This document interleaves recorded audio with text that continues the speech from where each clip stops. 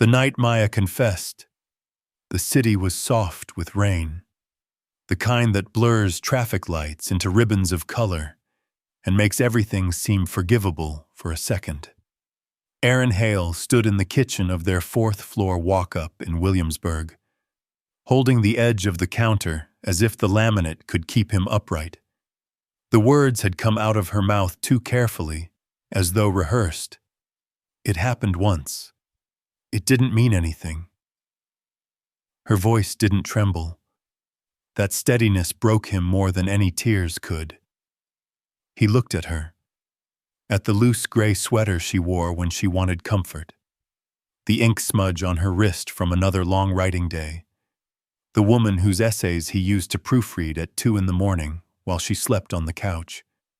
She was finally being noticed, booked on panels, quoted by critics, the kind of emerging voice that glossy magazines loved to sculpt. And now one of those editors had taken her to dinner to talk about the next piece. Aaron didn't need to ask how the night ended. Her eyes already carried the apology like a body tag.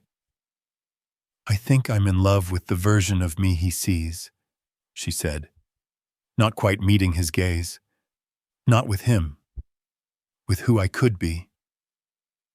Aaron almost laughed, not from cruelty, but from the absurdity of it. He had built his life around seeing her already, the fragile ambition under the armor, the hunger for both truth and applause. He had held the silence while she climbed, believed her when she said love didn't have to compete with success. And yet, here they were, her success fresh and glimmering, his devotion suddenly an anchor too heavy for her new wings. For a moment he thought about forgiving her, not out of weakness, but out of habit.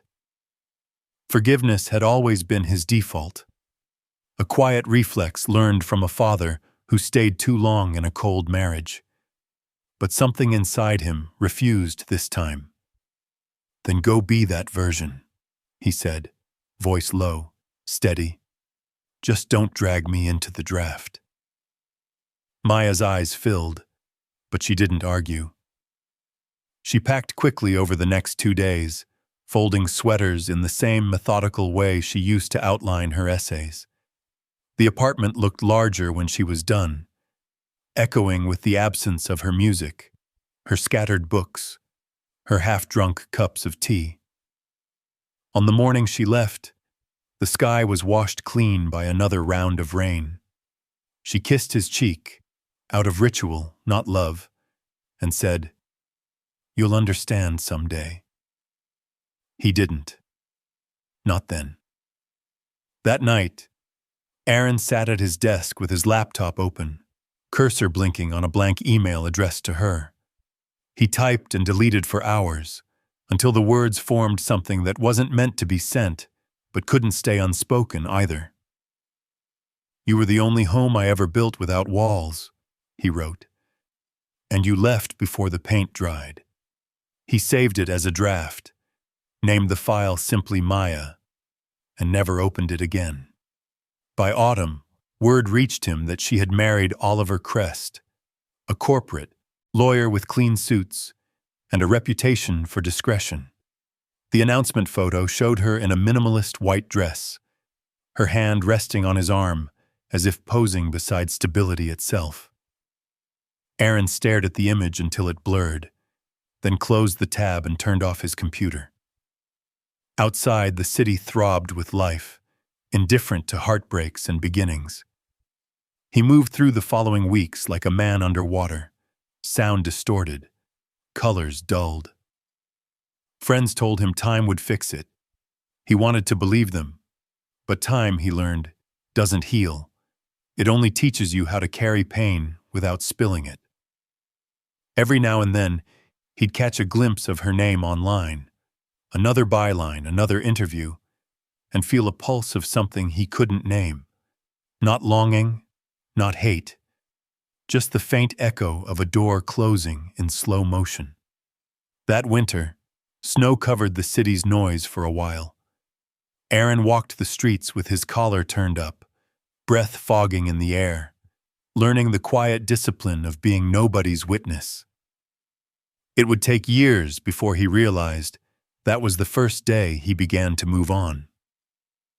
In the years that followed, Aaron learned the strange dignity of ordinary days.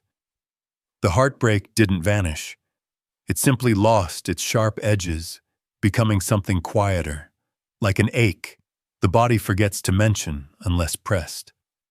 He left the high-end recording studio where he'd once spent nights mixing music for other people's ambitions, and took a smaller job teaching community audio classes at a youth center in Bushwick.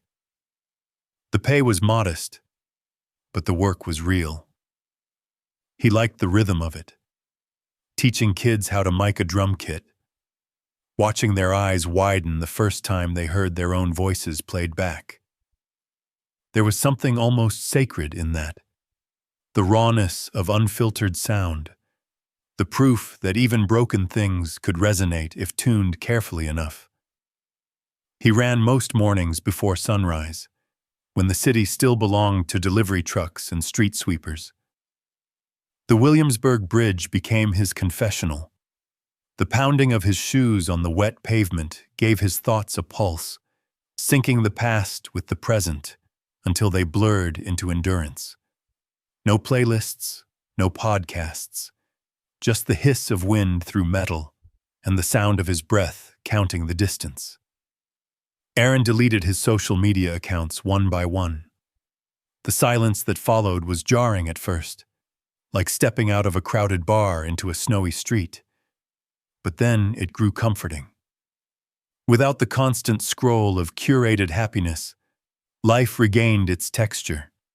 The smell of subway breaks, the clink of mugs in a diner, the human hum that existed beyond performance. He met Lena Park one summer evening in 2019 after a neighborhood sound workshop. She was a program manager for a local arts foundation, small-framed with quiet eyes that seemed to listen more than look. She asked about signal flow, about how microphones pick up what people can't always hear. Her curiosity wasn't the kind that sought brilliance. It sought truth. Aaron found himself explaining more than he meant to. How he'd once measured love in decibels. How silence had become both wound and remedy. Lena didn't flinch. She nodded, as though she understood the language of repair. Over time, she drifted into his life the way morning light enters a room, unannounced, inevitable. Their first real conversation outside of work happened in a laundromat, both waiting for cycles to end. He told her he hated folding sheets alone. She laughed softly and said, "Then maybe just don't make the bed." It was the kind of humor that left space for sadness without pity. They began spending weekends together, not with the heat of new romance, but with the steady warmth of two people rebuilding trust in the ordinary. Lena was patient, but never passive. She challenged his instinct to disappear behind gentleness, to hide his pain under composure. "You don't owe the world serenity," she once told him as they walked home through a drizzle. "Sometimes, being angry is just being alive." By 2021, they shared a quiet rhythm, coffee at the corner cafe, shared playlists without lyrics, evenings spent fixing secondhand speakers in his apartment. Lena's handwriting appeared on sticky notes across his workspace. "Don't forget to eat." This sound clip hums like nostalgia. You're allowed to take up space. Aaron didn't call it love, not yet. Love had been a word too loud for too long. But there was something luminous in the stillness they built together. Something cleaner than forgiveness and steadier than desire. When he looked at her, he didn't feel rescued. He felt mirrored, seen without needing to perform wholeness. By 2022, his life had narrowed into something simple. The hum of wires, the laughter of his students, the smell of rain through studio windows. He'd learned that rebuilding wasn't about triumph or forgetting. It was about staying long enough in your own silence until it stopped feeling like exile. And in that silence, between one heartbeat and the next, Aaron realized he was no longer waiting for Maya to appear in his story again. The city still roared, but inside him, the noise had finally learned how to rest. It started, as most ghosts do, with a single notification. Aaron was sorting through the youth center's inbox when he saw her name, Maya Whitaker. The subject line read, "Possible collaboration. Audio feature idea." For a moment, his hand hovered over the trackpad, the room around him fading into the low hum of computers and after-school chatter. He hadn't seen her name in years, not since the wedding announcement that had closed a chapter without ceremony. He opened the email. It was brief, polished, unmistakably her, warm without warmth, curious without confession. She wrote that she was working on a long-form piece about the politics of sound and silence in post-pandemic America, that she admired his community audio work and wondered if he'd consider a recorded conversation for an upcoming magazine feature. It was, she wrote, strictly professional, but I'd love to reconnect, if you're open. He read it twice. The tone was practiced, journalistically clean, but beneath the phrasing he could hear something more human, a tremor she hadn't edited out. Reconnect. The word pulsed like a distant siren, familiar and faintly dangerous. For 2 days he didn't reply. He ran longer distances, cleaned his apartment, fixed an old amp that didn't need fixing. Lena noticed his distraction, but didn't pry. She had learned his silences, knew when to let them echo. On the third night, he answered with 3 sentences. "Thanks for thinking of me, Maya. Congratulations on all your recent work. Coffee might be easier than microphones. Less performance, more reality." They met that Friday afternoon at a small cafe off Washington Square, the kind of place where every table felt temporary. Autumn had begun its slow burn. The park outside was gold with fallen leaves, students reading on benches, the air crisp enough to make nostalgia seem romantic instead of cruel. Maya arrived 5 minutes late, in a camel coat and black turtleneck that matched her reputation. Understated, composed. Time had refined her beauty, not softened it. There was a new steadiness in her posture, but her eyes flickered with the old restlessness he remembered too well. "Aaron," she said, her smile rehearsed and fragile. "You look the same somehow." He gestured for her to sit. "And you look exactly like someone who writes about transformation." She laughed, a soft exhale, almost relieved. For a while they spoke like acquaintances catching up after a long absence. She told him about her work, her speaking tours, how the last few years had been professionally rich but personally clarifying. She didn't mention Oliver until halfway through her latte. "We've been taking some time apart," she said carefully, tracing the rim of her cup. "Different wavelengths, you know?" He nodded, though the words hit something deep and unsteady in him. The old reflex, the instinct to comfort her, to decode her half-truths, stirred like a muscle memory. But he stayed still. The years had taught him that empathy, misused, can become a leash. Maya leaned forward. "I read about your classes. The audio program sounds incredible. You always had that patience with people. It's rare." "It's survival," he said. "Teaching's quieter than ambition." She smiled sadly. "You were always quieter than the world deserved." He didn't know whether to thank her or resent her for saying it. The conversation drifted toward work again. Safer ground. Microphone models, grant funding, sound archives. But under every topic ran a current, an old voltage humming between them, the kind that once powered whole nights of laughter and desire. When they stood to leave, she hesitated. "We should do this again. Off record, maybe." Aaron looked at her, saw the faint tremor in her jaw, the way she seemed both certain and lost. He realized then that whatever she wanted, absolution, nostalgia, rescue, it wasn't his to give. "Maybe," he said. "Let's see if there's something worth recording first." Outside, the city was shifting toward dusk, streetlights warming into the fog. He watched her walk away through the window, her reflection briefly merging with his in the glass before separating again. That night, lying beside Lena, he couldn't sleep. His mind replayed every detail, the way Maya's hands wrapped around the coffee cup, the tone of her voice when she said his name. It wasn't love, not anymore. But it was recognition, the ghostly reminder of who he'd been before he learned boundaries had to be built, not felt. He turned off his phone, leaving her unread message, "Good seeing you, truly," to sink quietly into the dark.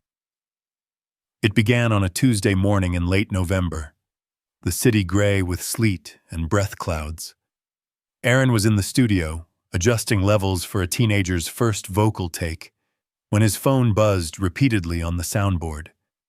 He ignored it at first, texts from students maybe, but when the buzzing didn't stop, he glanced down. The first message was from a colleague. "Did you see Maya's new essay?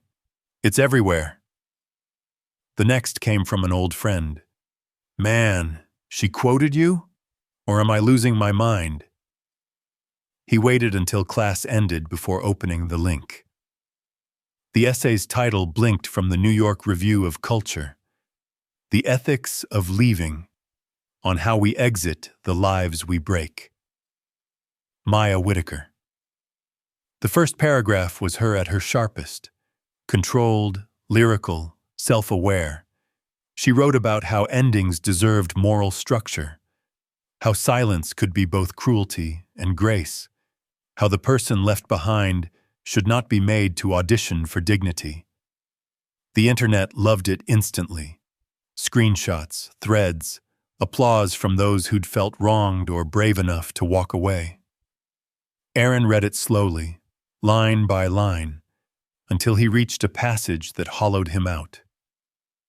"You were the only home I ever built without walls, and I left before the paint dried." The words sat there, exact, untouched, lifted from an email that had never been sent, a confession that had lived in his drafts folder for 7 years.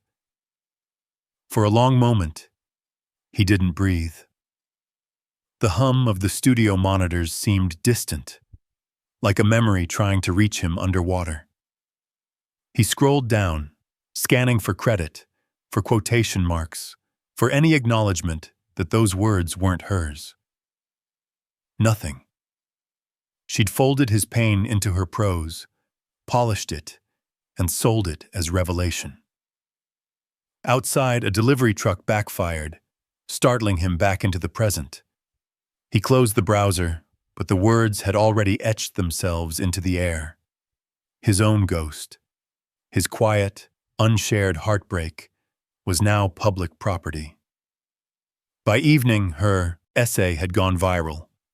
She was trending on Twitter, praised as fearless, nuanced, the voice of emotional accountability. A podcast host called it the essay of the year. On Instagram, she posted a photograph of herself with the caption, "Writing what hurts until it heals." Thousands of hearts bloomed beneath it. Aaron read comments like one reads an autopsy report, detached, unwillingly fascinated. People wrote about her bravery, how they felt seen. None of them knew that the wound she described wasn't metaphor. It had a name, a face, an unsent letter saved under Maya. That night, he walked through the city in the drizzle, his hood up, the world flashing in wet neon. Every storefront window reflected fragments of his face, half there, half ghost. He passed couples huddled under umbrellas, their laughter unbothered, and thought how strange it was that heartbreak could become a career.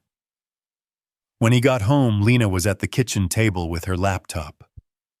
"You've seen it," she said, not as a question. He nodded. "She used my words." Lena turned the screen toward him. The essay was open, a highlighted paragraph glowing like a wound. "I thought maybe you'd given permission," she said softly. "No," he said. "I just didn't delete fast enough." She closed the laptop. For a long time they sat in silence. The radiator hissed. Outside, someone's laughter rose and broke against the night. "Do you want to call her?" Lena asked. Aaron shook his head. "She's not talking to me. She's talking to her audience." He went to his desk, opened the old email draft for the first time since 2016. There it was. The same line, still unsent, still his. Seeing it again, he realized what hurt most wasn't the theft.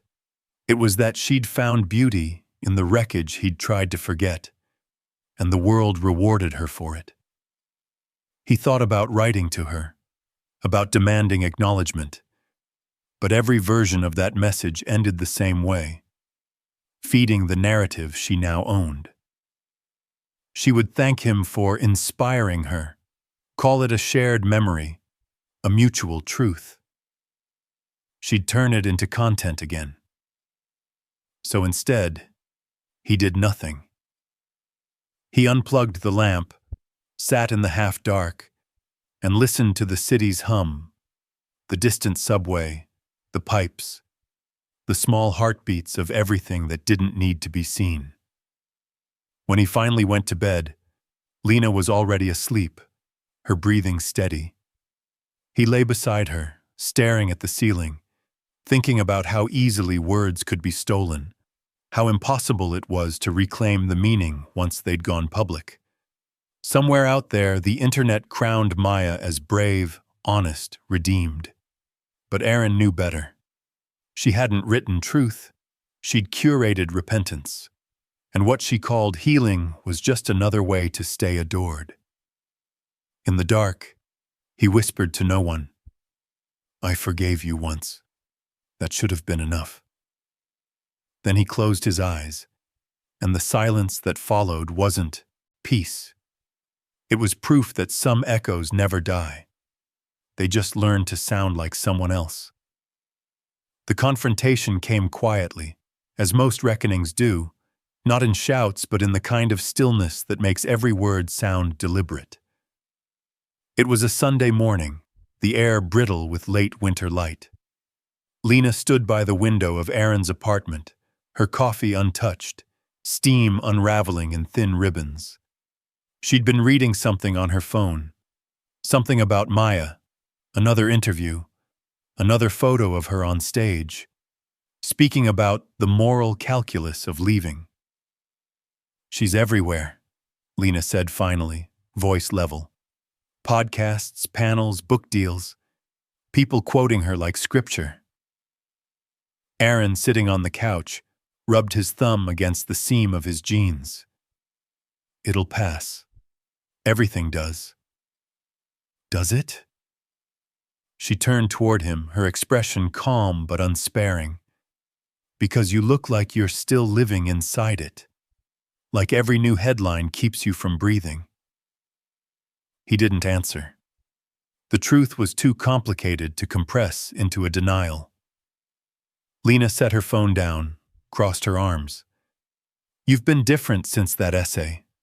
Quieter, Not the good kind of quiet, the kind that swallows you. Aaron looked up. I'm just tired. No, she said softly. You're haunted. There's a difference.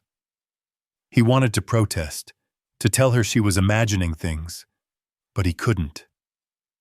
The words caught in his throat. She walked closer, stopping a few feet away. I'm not asking you to hate her, she said. I'm asking if you've been honest. With me. With yourself. Because honesty isn't about exposure. It's not performance.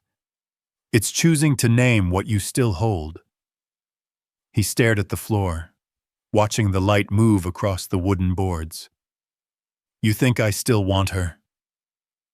I think part of you hasn't buried what happened, she said. And until you do, you'll keep calling silence peace. The sentence landed with the weight of something undeniable. Aaron leaned forward, elbows on his knees, and exhaled slowly. I don't want her, he said, the words dragging. Not the woman she is now. She's a brand, a machine. Everything about her feels edited. But the version of me who loved her, the one who still believed love could fix what honesty broke, I miss him. I grieve him. That man died the week she left, and I've been pretending I don't notice the absence. Lena's face softened, but she didn't move closer. Then say that. Say you miss him, not her. He nodded, swallowing hard. I thought moving on meant forgetting. But it's more like carrying a ghost around until you learn to stop apologizing for the noise it makes. For a while, neither spoke. The city murmured outside, the low growl of buses, the faraway clatter of construction. Sunlight edged across the room, catching the dust in gold flecks. Lena finally sat beside him. You don't owe me perfection, she said, quietly. Just clarity. I can live with pain. I can't live with pretense. He turned to her, studying the shape of her hands, the steadiness that had anchored him for years. You deserve someone whole. No one's whole, she replied. But we can choose where the cracks lead. Her words lodged in him like a seed. He realized then that grief wasn't a wound to close. It was a border to tend. The ache for Maya wasn't desire. It was an unfinished conversation with his younger self, the one who mistook endurance for love and silence for strength. He reached out, his hand finding Lena's. The contact was tentative, human. Thank you, he said, voice barely audible, for not mistaking quiet for peace. Lena squeezed his hand once, then released it. Just don't let her write the rest of your story, she said, not even in your head. When she left for work later that morning, the apartment felt strangely lighter, as if her honesty had opened a window. Aaron sat at his desk long after she'd gone, the city hum seeping in through the glass. He opened his notebook, stared at the blank page, and wrote a single line. I miss the man who believed, not the woman who left. Then he closed it, not to end the thought, but to let it breathe. The fracture was still there, yes, but for the first time, it felt like a fault line he could live beside without fear of collapse. They met in the kind of place New York keeps for its secrets, a narrow cafe tucked between a laundromat and a locksmith on the Lower East Side, the air dense with the scent of espresso and rain. Aaron had chosen it carefully. No Wi-Fi, no cameras, no curated aesthetics, just low light, chipped tables, and the hum of a refrigerator somewhere behind the counter. He arrived early, nerves disguised as calm. He'd texted her 2 days before. Let's meet. No phones, no PR, just people. She had agreed in less than a minute. When Maya walked in, She looked more human than the version the internet adored. No makeup, hair pulled back, dark circles softening her face. The years had etched honesty into her features, but it was the weary kind, the kind that came from performing transparency too often. She smiled when she saw him, tentative, like someone entering an old house she wasn't sure still stood. "I didn't think you'd reach out," she said, taking the seat across from him. "I didn't think you'd answer," he replied. For a moment, neither spoke. The rain pressed gently against the window, and the world outside blurred into movement. "I read your essay," he said finally, "and everything that came after." Her gaze dropped to her cup. "I figured you might. I didn't expect forgiveness." "That's good," he said, "because I'm not here to offer any." She nodded slowly. "Then what are you here for?" He exhaled, the kind of breath that feels older than the lungs that hold it. "Clarity," he said. "You used my words, something I wrote when I was trying to survive you. You turned them into a mirror for yourself, and the world called it brave.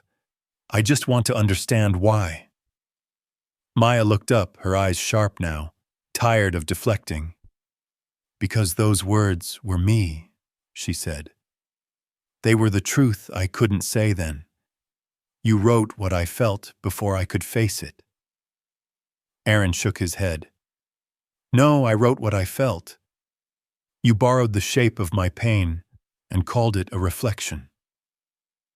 The silence that followed was heavy, intimate. Somewhere behind them, a cup clattered in the sink. "I wanted to make something out of the wreckage," she said quietly. "I thought if I could turn it into language, maybe it would stop haunting me." "And did it?" She hesitated. "For a while. Until I saw your name again. Until I realized I'd built my healing on someone else's silence." Aaron studied her face, the flicker of remorse, the exhaustion behind it.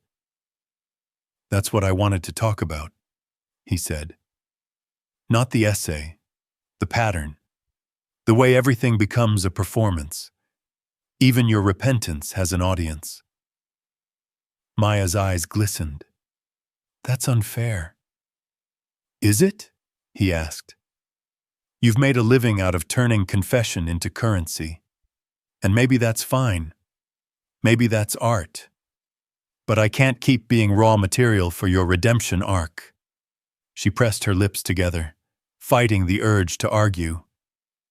"You think I haven't paid for it?" she said finally. "Oliver left last year. He said I was impossible to reach, always narrating my life instead of living it." Aaron leaned back. "And was he wrong?" She gave a small, humorless laugh. "He never really saw me. Not like you did." He looked at her for a long moment. "Seeing and staying," he said slowly, "are different disciplines." That line hung between them, steady and irrevocable. Maya's face trembled, the faintest crack in composure. "I thought you'd understand," she whispered. "I do," he said. "That's why I can't help you." She blinked, as if struck by the gentleness in his refusal. "Then what do you want from this?" "Nothing," he said. "Just the truth. Off record. No cameras, no applause." Maya nodded, swallowing hard. "You deserve credit for the line," she murmured. "For all of it." "I don't want credit," Aaron said. "I want silence that belongs to both of us. Real silence. The kind that doesn't need to be turned into content." She looked down at her hands, fingers trembling around the cup. "I don't know how to live without an audience anymore." "Then that's your work," he said gently. "Not mine." Outside, the rain had stopped. Sunlight slipped through the window, catching the dust between them like suspended time. They sat there a few minutes longer, no longer lovers or enemies, just two people acknowledging the cost of their own myth. When she finally stood to leave, she hesitated at the door. "You always had a way of turning endings into lessons," she said softly. He smiled, tired but honest. "Then let this one stay unwritten." She nodded once, then stepped out into the street, swallowed by the blur of umbrellas and late afternoon light. Aaron stayed seated, listening to the faint hiss of the espresso machine. For the first time in years, he felt no urge to translate the moment into meaning. It was enough to let it exist, unfinished, unshared, entirely human. Maya reached out again 2 weeks later, her message short, almost plain. "Can we talk one more time? I promise it's not for print." He waited a day before replying, then agreed to meet her at a small park near the East River, neutral ground, a space wide enough for endings to breathe. It was early March, the wind sharp but not unkind. The city was shaking off winter, the first crocuses pushing through the dirt beside the benches. Aaron arrived first, hands tucked into the pockets of his coat. He watched the water, gray and restless, and thought about how endings never arrive when you're ready. They arrive when the noise inside you quiets enough to hear them. When Maya appeared, she looked thinner, wrapped in a long scarf, hair pinned up carelessly. She walked slowly, as if unsure whether she was welcome. "Thank you for coming," she said. He nodded. "You said it wasn't for print." "It's not." Her voice was raw, stripped of performance. "I just wanted to see if there's any way to undo what I broke. To start again. Maybe differently." Aaron studied her face, the hope there, fragile and stubborn. It wasn't arrogance anymore. It was longing, the kind that mistakes guilt for love. "Maya," he said quietly, "you're asking for a bridge. I can't build that for you." Her eyes filled with something between pleading and disbelief. "You really think it's impossible?" "No," he said. "Just wrong. A bridge takes you back. I've spent years learning how to walk forward." She sat down beside him on the bench, the distance between them careful. The river wind carried the smell of rain and salt. "I miss who we were," she whispered. "We were young," he said. "We thought love was proof of goodness. It wasn't." Maya looked down at her gloved hands. "Oliver never made me feel seen. He admired me like a project. But you actually knew me." Aaron's voice stayed calm. "Knowing someone doesn't mean we belong to each other forever. Sometimes it just means we've learned enough to let go without hatred." She looked at him then, and in her eyes he saw both recognition and regret, like someone realizing too late that closure has an expiration date. "I could make it right," she said. "Credit you in the book, admit what I took." He interrupted gently. "Don't credit me. Correct the record. Remove the stolen lines. Stop turning me into a ghost you summoned to make your story noble. That's all I want." Her lip trembled. "And after that?" "After that, nothing," he said. "No reconciliation arc, no public peace offering, just quiet, a clean ending. You get to heal without spectacle. I get to live without being rewritten." Maya's breath caught. "You think I did it for spectacle?" "I think you don't know how not to," he said. "Every apology becomes a performance. Every wound becomes a brand. You're not the only one guilty of that. But I won't be your narrative device anymore. She turned her face away, blinking against the wind. I'm sorry, she said. I believe you, Aaron replied. That's why this has to end here. The silence between them stretched, tender, not cruel. A child's laughter drifted from the playground nearby. A jogger's footsteps passed. Life kept going, indifferent and merciful. Maya finally stood, wrapping her scarf tighter. You always wanted quiet endings, she said. No, he said softly. I just wanted honest ones. She hesitated, then offered her hand. He took it, briefly, a gesture of recognition rather than reunion. Her palm was cold, trembling slightly. When she walked away, he didn't watch her leave. He turned back toward the water, the skyline rising like a promise behind the haze. The wind shifted, and for the first time in years, her name didn't echo inside him. It just faded, the way a song does after the last note, complete in its vanishing. He breathed deeply, the air crisp with early spring. Somewhere across the river, life kept building itself again. He realized he wasn't crossing back to anything. He was stepping through. A gate, not a bridge. By summer, the noise had finally thinned. Maya's name stopped trending. Her face disappeared from panels and book covers. The essay was quietly revised. New lines inserted, the stolen ones gone.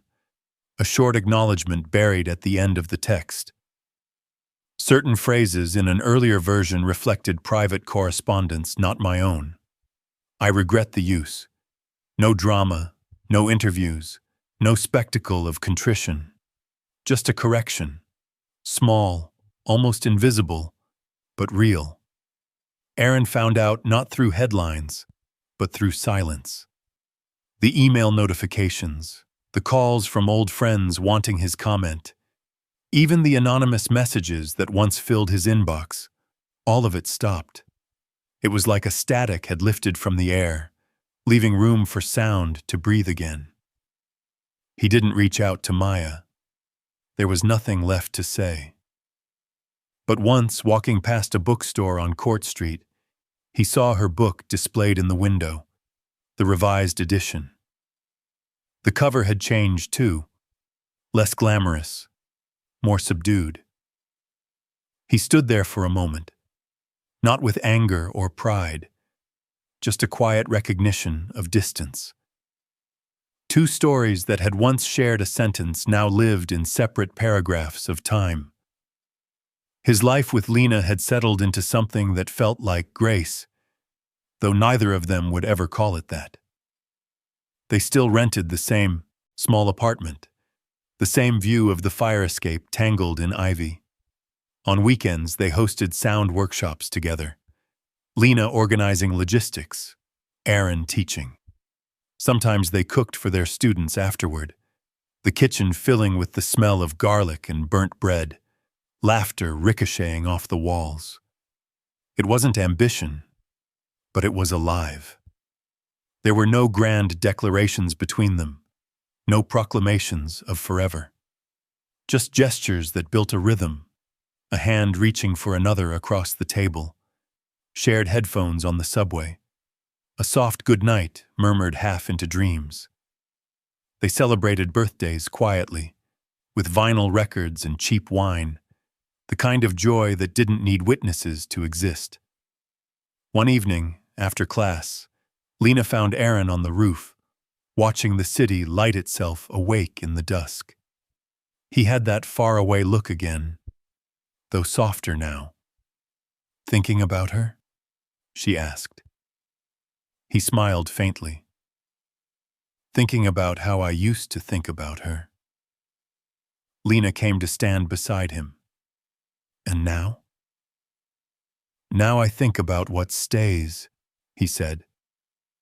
Below them, the city pulsed with its usual urgency, Sirens, laughter, traffic.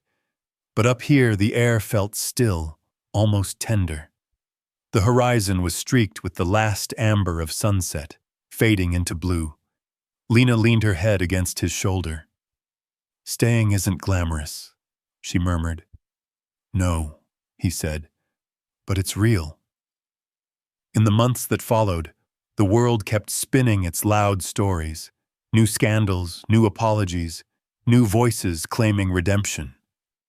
Aaron and Lena didn't look away, but they didn't get pulled in either. Their work grew quietly. The kids at the community center recorded their first album, a messy, imperfect thing full of life. Aaron listened to it alone one night and found himself smiling, the kind of smile that came from recognizing you were exactly where you were supposed to be. He thought about the years it had taken to get here, the wreckage, the rebuilding, the ache that had once defined every breath. Now it lived in him differently, like an old scar that sometimes ached before rain, but no longer dictated the weather.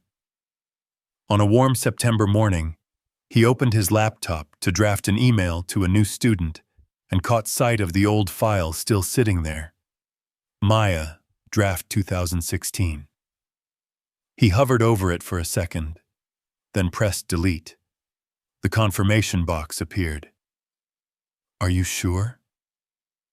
"Yes," he whispered, and clicked. Outside, children were shouting in the street, chasing a basketball down the block. Lena called from the kitchen, asking if he wanted tea. Aaron closed the laptop and stood, stretching. The day ahead was ordinary, and for the first time in his life, that felt like everything he'd ever wanted. The world, he realized, didn't owe him closure. It had given him something quieter instead, a life that stayed.